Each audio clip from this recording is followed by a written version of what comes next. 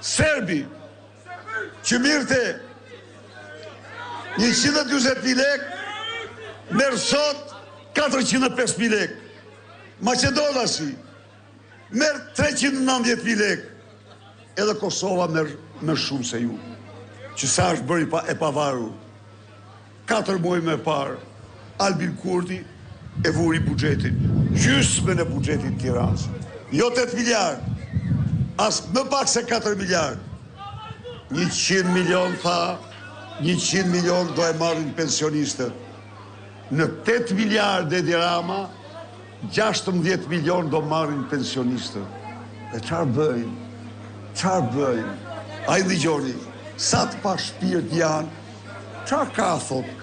Me 120 euro jetohet shumë mirë. Qarë kanë pensionistët? Pensionistët po jetojnë mirë. Këta të pa shpirt, pasi i vjedhin pensionistët, pasi i vjedhin rrogtarët të shtetit, pasi i vjedhin qytetarë, ndjenë vetë në parajs. Dhe ku janë vetë në parajs, nuk shohin më për të tjerë. Këta të gjithë para ligjit të shkojnë. Ju ja fjallën se shtëpia do pastrohet.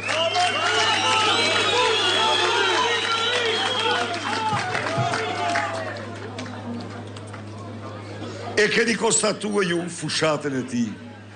Një fushat mund t'i vesh shumë epitete, por nuk do t'a prish gojnë time dhe sidomos nuk para jush.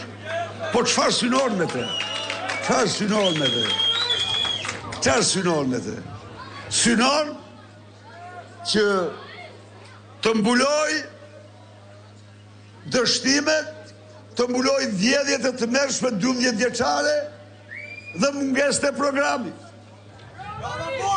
Flet për knet, flet për qyryk, bën mbledhje veças në grad, veças me burat, si në vitet 50, që pastar si frontit. Sot u thoshte, jo prishti, ju lutëm, sot ju thoshte se Shqipëria, thoshte, e ka fjallë për Shqipërinë e Enverhoxhës, kishte industrinë e armatimit më të fuqishme në rajon.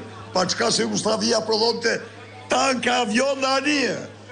Dhe kuj thur lavdje në Enverhoxhës. Ose u thoshte, në shkolla mungon të shkumsi në vitin 2013. Pra, nxjerr nga goja vetëm trillime, mashtrime, se si të mund të marrë votën e të mashtruarve. 11 maj është ditë e çdo shqiptari, e çdo afdhetari, e çdo asjani, çdo fuqshani të pojas. Me 11 maj përcjelli me Tiranën. Atje ku e ka vendin. Se dje i thash për në Beograd, po mërëm ka bërë fest, jo Edi, harroje Beogradin. Tjetër ku? Po, atje ku e ke vendin. Absolutisht. Miq, duke përfundua, kam kënaqësi t'u informoj. Është i mbaruar. Është i mbaruar. Në Valencia,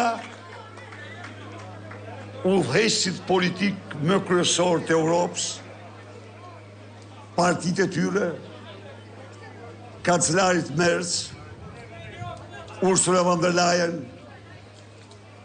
dhe të gjithë dinjitarëve më kryesor të Europës, votuar rezolutën e cilën Edi Rama damkoset si armik i votës shqiptarve, damkoset si armik i pluralizmit, damkoset si armik i opozitës, damkoset si bashkëpunëtor i krimit dhe trafiqeve, damkoset si korruptor kryesor në Shqipëri dhe në Europë.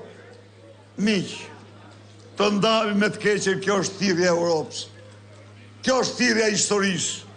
Rrofshiu, rroft hasi.